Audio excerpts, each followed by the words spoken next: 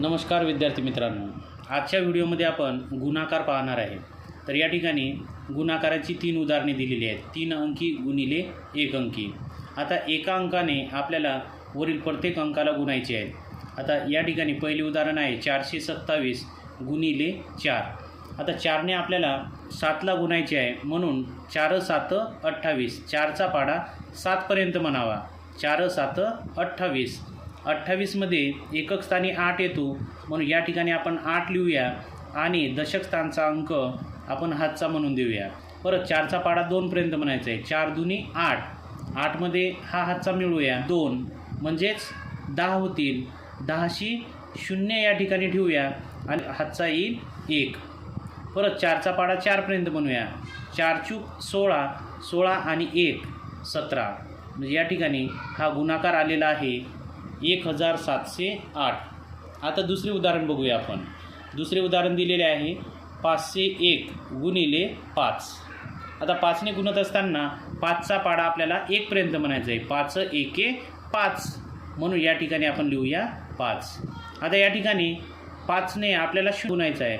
या ठिकाणी हा गुणधर्म लक्षात ठेवायचा आहे की कोणत्याही संख्येने शून्याला गुणले असता उत्तर हे 0 येते, किंवा कोणत्याही संख्येला शून्याने जरी गुणले तरीही उत्तर 0च येते, म्हणून 5 0 0।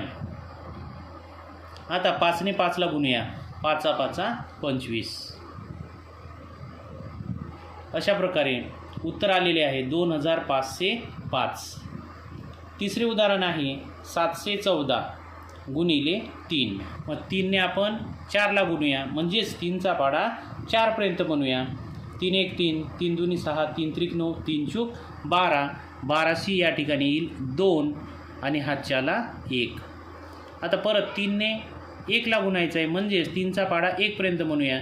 3 1 3 आणि हा एक हातचा मिळवूया, म्हणजेच 4 होतील। आता 3चा पाढा 7 पर्यंत। 3 7 21, म्हणून या ठिकाणी आपण पूर्ण 21 लिहायचे आहेत। अशा प्रकारे उत्तर आलेले आहे 2142। आता पुढील उदाहरण पाहूया आपण 3 अंकीला 2 अंकीने गुणणे। आता या ठिकाणी परत गुणाकाराची 4 उदाहरणे दिलेली आहेत, परंतु या ठिकाणी आपल्याला 3 अंकीला 2 अंकीने गुणायचे आहे। आता 3 अंकीला 2 अंकीने कसे गुणावे हे आता आपण पाहूया।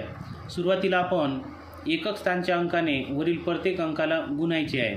त्यासाठी आपण 2ने 4ला गुणूया, म्हणजेच 2चा पाढा 4 पर्यंत म्हणूया। 2 1 2, 2 2 4, 2 3 6, 2 चूक 8, म्हणून या ठिकाणी लिहूया आपण 8। परत 2चा पाढा 2 पर्यंत। 2 2 4, नंतर 2चा पाढा 3 पर्यंत म्हणूया। 2 3 6। अशा प्रकारे 2ने वरील प्रत्येक अंकाला गुणणे झालेले आहेत। आता दशक स्थानचा अंक हा 3, या 3ने आपल्याला वरील प्रत्येक अंकाला गुणायचे आहे। पण त्या अगोदर हे समजून घ्या की हा 3 नसून 30 आहे, कारण 30 आणि 2 32 होतात। 30 आणि 2 32 होतात। अशा प्रकारे या 3ची स्थानिक किंमत ही 30 आहे, म्हणून आपण 30चा पाढा न म्हणता 3चा पाढा म्हणायला सोपा जाते, म्हणून आपण या 30 वरचा 1 0 या ठिकाणी आपण ठेवून द्यायचा आहे। आता आपण 3ने प्रत्येक अंकाला गुणायचे आहेत। 3 1 3, 3 2 6, 3 3 9, 3 चूक 12। 12शी या ठिकाणी लिहूया आपण एकक स्थानचा 2 आणि या 2च्या डोक्यावरती आपण हातचा देऊया। आता 3चा पाढा आपण 2 पर्यंत म्हणूया। 3 1 3, 3 2 6 आणि हातचा मिळवला, झाले 7। आता 3चा पाढा 3 पर्यंत म्हणूया। 3 3 9। आता सगळ्या अंकांना गुणणे झालेले आहेत, म्हणून आपण या रेषेमधील या दोन्ही अंकाची आपल्याला बेरीज करायची आहे। म्हणून 8 आणि 0 किती होतात, तर 8। त्यानंतर 4 आणि 2 6 होतील। 6 आणि 7 13 होतात। 13शी आपण या ठिकाणी 3 लिहूया आणि 9च्या डोक्यावरती हातचा देऊया। 9 आणि 1 10, म्हणून या ठिकाणी आपण पूर्ण 10 लिहून टाकूया। अशा प्रकारे या उदाहरणाचे उत्तर आलेले आहे 10368। आता दुसरे उदाहरण बघूया आपण 507 गुणिले 18। आता आपला जर 18चा पाढा पाठ असेल तर आपण 18 आपण गुणू शकतो, परंतु आपण एका एका अंकाने या ठिकाणी कसे गुणावे हे आपण पाहणार आहे. म्हणून या ठिकाणी 8चा पाढा आपण पहिल्यांदा 7पर्यंत म्हणूया. 8 7 56. 56 मधला एकक स्थानचा अंक आहे 6, म्हणून या ठिकाणी आपण 6 लिहूया. आणि दशक स्थानचा अंक 5 हा आपण हातचा म्हणून शून्याच्या डोक्यावरती ठेवूया.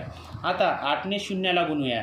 8 0 0, म्हणून या शून्यामध्ये आपण हे 5 मिळवूया, म्हणजेच मिळतील आपल्याला 5च. या ठिकाणी सुद्धा लक्षात ठेवा, कोणत्याही संख्येने शून्याला गुणले असता उत्तर किती येते? 0. म्हणून 8 0 0, परंतु हा हातचा असल्यामुळे शून्यामध्ये आपण हा हातचा मिळवला आणि तो आपण या ठिकाणी लिहिलेला आहे. परत 8चा पाढा 5पर्यंत म्हणूया. 8 5 40.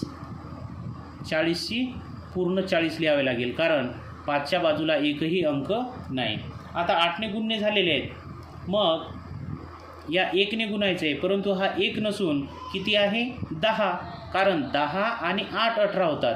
म्हणून या 10वरचा 1 0 आपण या ठिकाणी पहिल्यांदा ठेवून देऊया आणि त्यानंतर 1ने आपण वरील प्रत्येक अंकाला गुणूया. 1 7 7, त्यानंतर 1 0 0, नंतर 1 5 5. अशा प्रकारे 1ने सुद्धा आपले गुणणे झालेले आहेत. आपण यानंतर ही रेषा आणि ही रेषा यामध्ये ज्या संख्या आहेत त्या दोन्हीची आपण बेरीज करणार आहे. तर बेरीज करत असताना उजवीकडून सुरुवात करूया. 6 मध्ये 0 मिळवले, उत्तर येते 6. 5 आणि 7 12, 12शी 2, हातचेला 1. त्यानंतर 0 0 0, त्यामध्ये 1 मिळवले, किती होतील? 1. त्यानंतर 4 आणि 5 9 होतात. अशा प्रकारे आपले उत्तर आलेले आहे 9126. आता पुढील उदाहरण पाहूया आपण. 431 गुणिले 29. आता हे उदाहरणसुद्धा या 2 उदाहरणाप्रमाणेच आपल्याला सोडवायचे आहे. म्हणून प्रथमतः आपण एकक स्थानच्या 9 या अंकाने वरील प्रत्येक अंकाला गुणायचे आहे, म्हणजे त्या अंका इतका पाढा आपल्याला म्हणायचा आहे. मग सुरुवातीला आपण 9चा पाढा 1 पर्यंत म्हणूया. नम एके नम, म्हणजेच 9. त्यानंतर 9चा पाढा 3 पर्यंत. नम त्रिक 27, 27ची 7, हातच्याला 2. त्यानंतर 9चा पाढा 4 पर्यंत.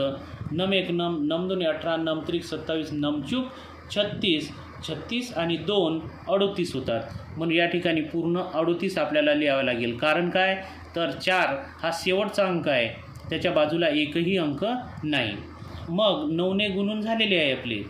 या 2ने गुणायच्या अगोदर आपल्याला काय करावे लागेल? हे 2 नसून किती आहेत? तर 20 आहे. म्हणून या 20वरचा हा 0 या ठिकाणी पहिल्यांदा आपण ठेवून देऊया. आता या 2ने आपण वरील प्रत्येक अंका इतका पाढा म्हणून गुणाकार करायचा आहे. 2ने आपण पहिल्यांदा 1ला गुणूया. बे एके बे. त्यानंतर 2चा पाढा 3 पर्यंत म्हणूया. बेत्रिक 6. नंतर 2चा पाढा 4 पर्यंत म्हणूया. बेचूक 8. आता 2ने सुद्धा प्रत्येक अंकाला गुणून झालेले आहे, म्हणून आपण आता बेरजेची क्रिया करणार आहे. या 2 रेषेच्या मध्ये ज्या संख्या मिळालेल्या आहेत त्या संख्येची आपल्याला बेरीज करायची आहे, तीही उजवीकडून सुरुवात करून. मग या ठिकाणी 9 मध्ये 0 मिळवला, किती मिळतील आपल्याला? 9च. त्यानंतर 7 आणि 2 9, 8 आणि 6 14, 14शी 4, हातच्याला 1. त्यानंतर 8 आणि 3 11, 11 आणि 1 12. अशा प्रकारे या उदाहरणाचे उत्तर मिळालेले आपल्याला 12,499. आता शेवटचे उदाहरण बघूया. 632 गुणिले 55. आता यामध्ये एकक स्थानी 5 आहे, म्हणून या 5ने वरील प्रत्येक अंकाला आपण गुणूया. 5ने पहिल्यांदा आपण 2ला गुणूया. म्हणून 5 दुनी 10, 10शी या ठिकाणी येईल 0, हातचेला 1.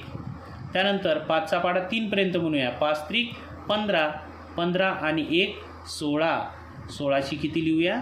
6, हातचा देऊया 1. त्यानंतर 5चा पाढा 6 पर्यंत म्हणूया. 5 सक 30, 30 आणि 1 31.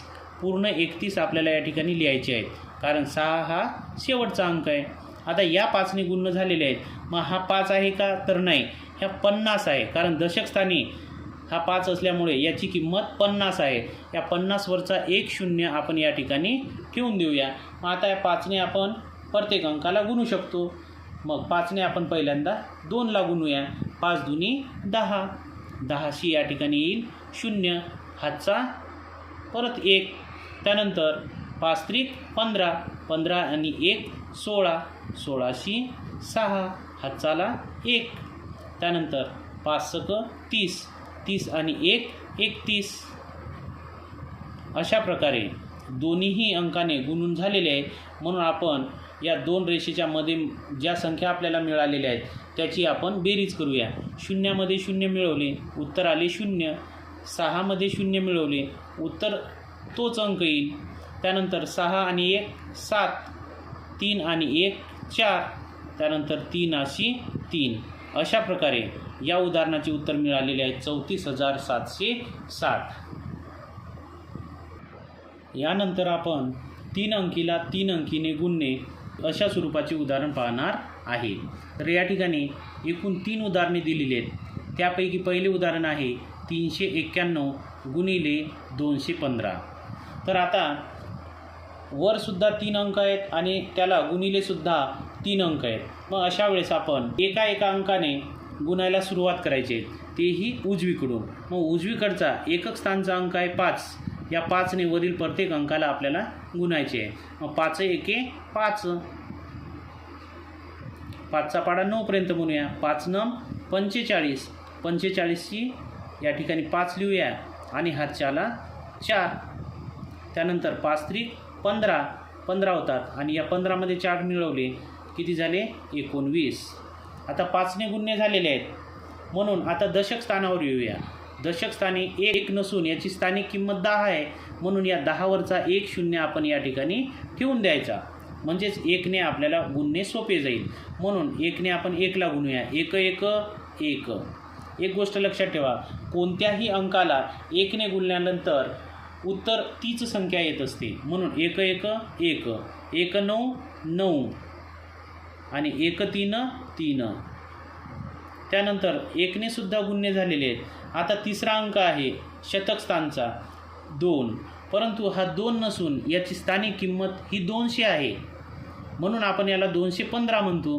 म्हणून या 200ने आपल्याला गुणणे कठीण जाईल. म्हणून आपण काय करायचे, तर 200वरचे 2 0 एकक स्थानी आणि दशक स्थानी ठेवून देऊया. म्हणजेच आता आपल्याला 2ने गुणणे सोपे जाईल. म्हणून 2चा पाडा 1 पर्यंत म्हणायचा आहे. बे एके बे, म्हणजे या ठिकाणी 2 येईल.